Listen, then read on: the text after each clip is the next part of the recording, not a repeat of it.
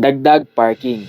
Yan ang nakikitang solusyon ng kasalukuyang administrasyon upang tugunan ang nararanasang kakulangan ng parking area sa lungsod.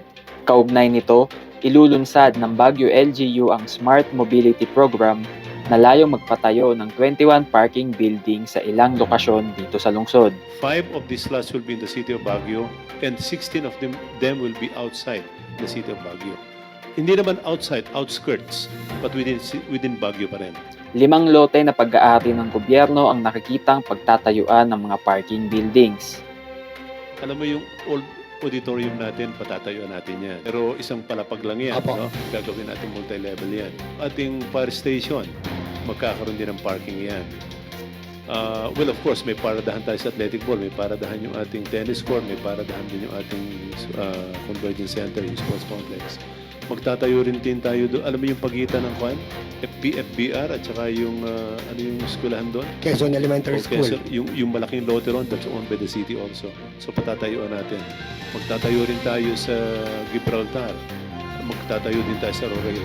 Habang ang 16 naman ay nais maipatayo sa outskirts area ng Baguio City.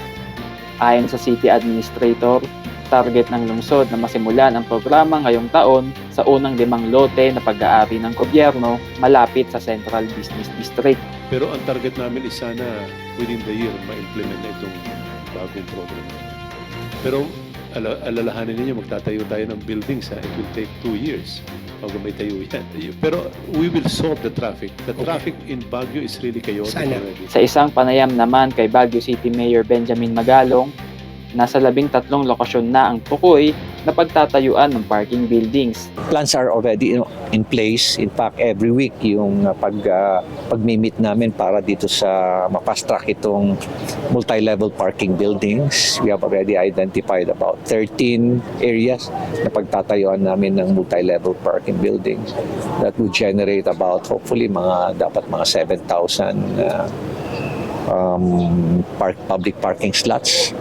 Pero ang target talaga natin is a minimum of 14,000 public parking slots.